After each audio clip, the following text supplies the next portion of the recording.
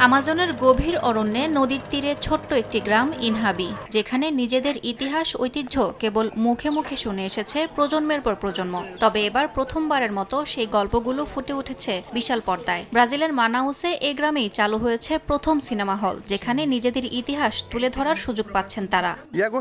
এটি অসাধারণ, কারণ আমরা পর্দায় নিজেদের দেখতে পাচ্ছি।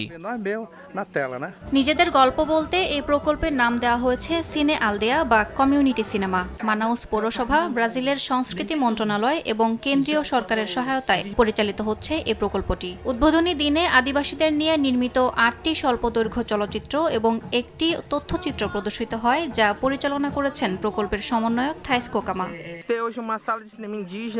সবচেয়ে গুরুত্বপূর্ণ বিষয় হলো এটি আমাদের নিজস্ব সিনেমা। এখানে আমাদের আদিবাসী অভিনেতারা অভিনয় করছে, কন্টেন্ট তৈরি করছে। আমরা আমাদের ভবিষ্যৎ প্রজন্মকে এই শিল্পের সঙ্গে যুক্ত করার কাজ করছি, যাতে তারা আমাদের পূর্বপুরুষদের সংস্কৃতি ধরে রাখতে পারে।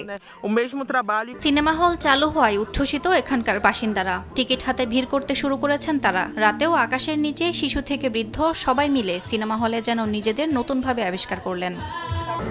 ইয়াসমিন অনন্যা, সময় সংবাদ।